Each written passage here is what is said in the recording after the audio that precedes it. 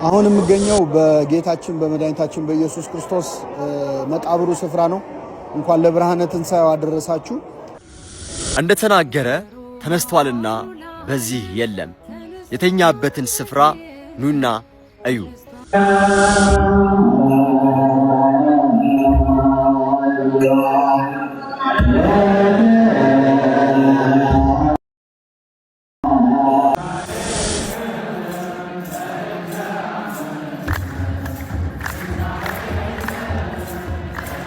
አሁን የምገኘው በጌታችን በመድኃኒታችን በኢየሱስ ክርስቶስ መቃብሩ ስፍራ ነው።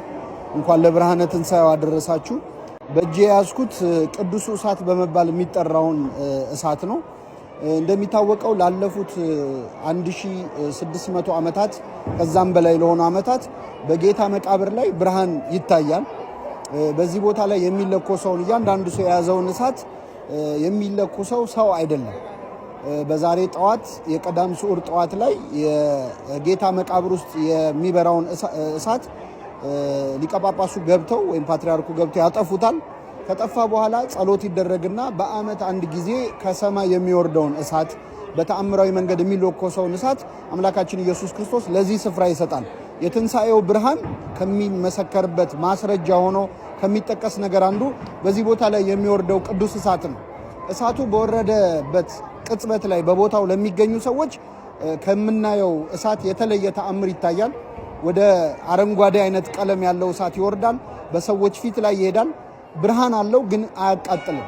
እና በዚህ ቦታ ላይ የጌታ የትንሣኤው ብርሃን በዓመት አንድ ጊዜ በዛሬው ዕለት ተገልጿል።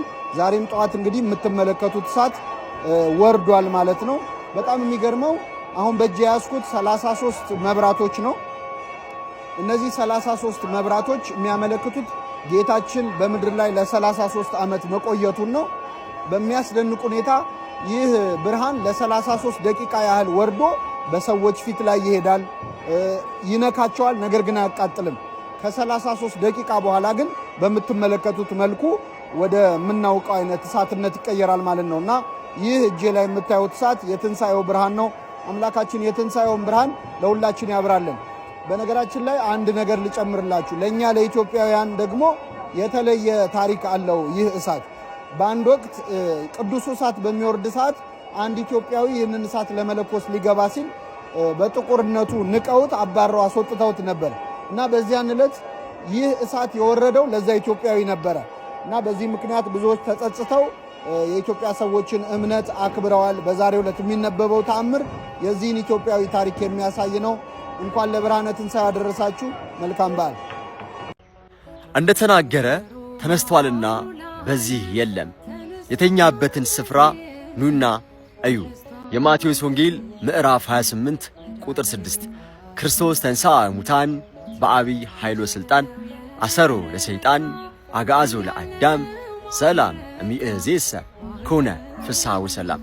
በመላው ዓለም ላይ የምትገኙ ውድ ክርስቲያኖች እንኳን ለጌታችንና ለመድኃኒታችን ለኢየሱስ ክርስቶስ የትንሣኤ በዓል አደረሳችሁ አደረሰን።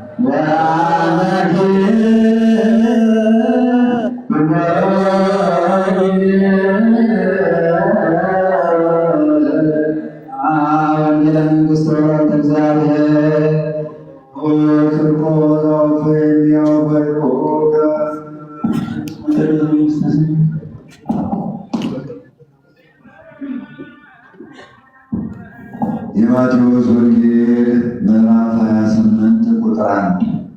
ቅዳሜ ሌሊት ለእሑድ አጥቢያ ማርያም መግደላዊትና ሁለተኛዋ ማርያም መቃብሩን ሊያዩ መጡ። እነሆ ታላቅ ንውጽውጽታ ሆነ፣ የእግዚአብሔር መልአክ ከሰማይ ወርዷልና፣ መጥቶም ከመቃብሩ አፍ ላይ ያችን ድንጋይ አንከባሎ በላይዋ ተቀመጠ። መልኩ እንደ መብረቅ ልብሱም እንደ በረድ ነጭ ነበረ። ከግርማውም የተነሳ መቃብሩን የሚጠብቁት አወቁ፣ እንደ በድንም ሆኑ። ያም መልአክ መለሰ፣ ሴቶችንም እንዲህ አላቸው፣ እናንተስ አትፍሩ፣ የተሰቀለውን ኢየሱስን እንደምትሹ አውቃለሁና ከዚህ ግን የለም፣ እሱ እንደተናገረው ተነስቷል። ነገር ግን ኑና ተቀብሮበት የነበረውን ቦታውን እዩ። ፈጥናችሁም ሂዱና ለደቀ መዛሙርቱ እንደተነሳ ንገሯቸው፣ እነሆ ወደ ገሊላ ይቀድማችኋል፣ በዚያም ታዩታላችሁ። እነሆ ነገርኳችሁ። በፍርሃት በታላቅ ደስታም ከመቃብሩ ፈጥነው ሄዱ፣ ለደቀ መዛሙርቱ ይነግሩ ዘንድ ቸኮሉ። ለደቀ መዛሙርቱ ሊነግሩ ሲሄዱም ጌታችን ኢየሱስ በመንገድ ተገለጠላቸውና እንዴት ናችሁ አላቸው። እነርሱም ቀርበው እግሩን ይዘው ሰገዱለት። ከዚህም ቀጥሎ ጌታችን ኢየሱስ እንዲህ አላቸው፣ አትፍሩ፣ ሂዱና ወደ ገሊላ እንዲሄዱ ለወንድሞቼ ንገሯቸው፣ በዚያም ያዩኛል። እነሱም ከሄዱ በኋላ ወታደሮች ወደ ከተማ ገብተው የሆነውን ሁሉ ለካህናት አለቆች ነገሩ። ተሰብስበውም ከሽማግሌዎች ጋር መክረው ለወታደሮች ብዙ ወርቅ ሰጥቷቸው እንዲህም አሏቸው፣ ተኝተን ሳለ ደቀ መዛሙርቱ በሌሊት መጥተው ሰረቁት በሉ። ይህ ነገር በአሕዛብ ገዢ ዘንድ የተሰማ እንደሆነ እኛ እናሳምነዋለን፣ እናንተንም እናድናቸዋለን፣ ነገራቸውንም እውነት እናስመስለዋለን፣ እንዳታዝኑም እናደርጋለን። ጭፍሮቹም ገንዘቡን ተቀብለው እንደመቆራቸው አደረጉ። ይህም ነገር እስከዛሬ በአይሁድ ዘንድ ሲነገር ይኖራል። 11ዱ ደቀ መዛሙርቱ ግን ወደ ገሊላ ጌታችን ኢየሱስ ወደ አዘዛቸው ተራራ ሄዱ። ባዩትም ጊዜ ሰገዱለት፣ እኩሌቶቹ ግን ተጠራጠሩ። ጌታችን ኢየሱስም ቀርቦ ሥልጣን ሁሉ በሰማይና በምድር ተሰጠኝ ሲል ተናገራቸው። ሰማይና ምድር ያልፋል፣ ቃሌ ግን አያልፍም አለ ጌታ ለደቀ መዛሙርቱ።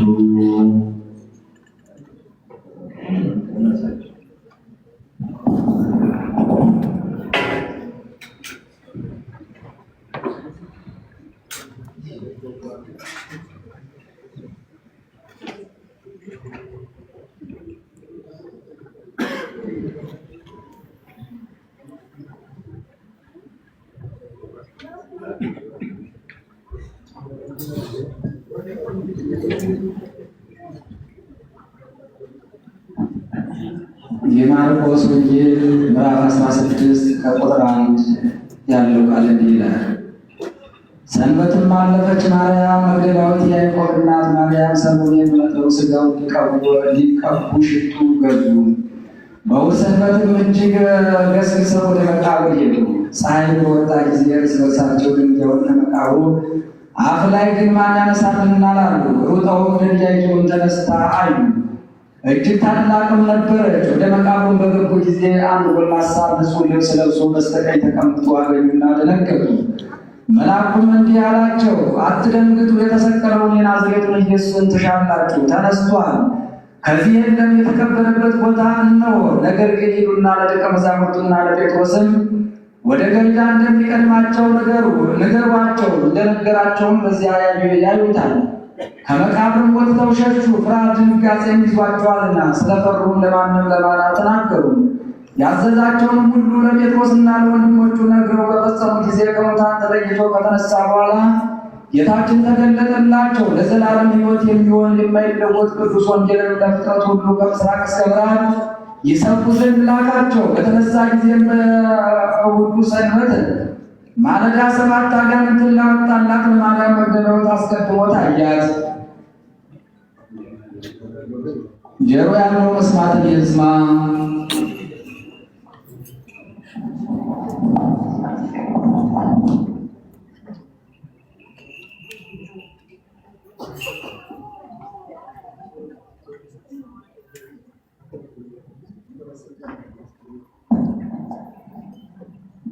የሉቃስ ወንጌል ምዕራፍ 24 ቁጥር 1 እስከ 12 ያለው ቃል እንዲህ ይላል። በእሑድ ሰንበትም በጠዋት ማልደው ገስግሰው ወደ መቃብር ሄዱ። ያንን ያዘጋጁትን ሽቱ ወሰዱ። ሌሎችም ሴቶችም አብረዋቸው ነበሩ። ያችን ድንጋይ ከመቃብሩ ላይ ተነስታ አገኟት። ወደ መቃብሩ ገቡ፣ ግን ጌታ ኢየሱስን ሥጋ አላገኙም። የጌታ ኢየሱስን ሥጋ አላገኙም። ስለዚህም ነገር የሚይዙትን አጥተው ሲያመናቱ 2 ሰዎች ከፊታቸው ቆመው ታዩአቸው። ልብሳቸውንም ያብረቀርቅ ነበር። ፈሩ፣ ፊታቸውንም ወደ ምድር አቀረቀሩ። እነሱም እንዲህ አሏቸው፣ ሕያውን ከሙታን ጋር ምን ትሸታላችሁ? ተነስቷል፣ ከዚህ የለም። በገሊላም የሰው ልጅ በኃጢአተኞች ሰዎች እጅ ተላልፎ ይሰጥ ዘንድ አለው። ይሰቅሉታል፣ ይገድሉታል፣ በሦስተኛው ቀን ይነሳል ያላችሁት አስቡ። ከመቃብር ተመልሰው ለ11 ሐዋርያትና ለቀሩትም ባልንጀሮቻቸው ሁሉ ይህን ነገሯቸው። እነዚያም ማርያም መግደላዊት፣ ዮሐና፣ ያዕቆብ እናት ማርያም ናቸው። አብረዋቸው የነበሩት ባልንጀሮቻቸውም ናቸው። ይህን ሐዋርያት የነገሯቸው ይህን ነገር በፊታቸው እንዳይምሮ ማጣት ሆነ።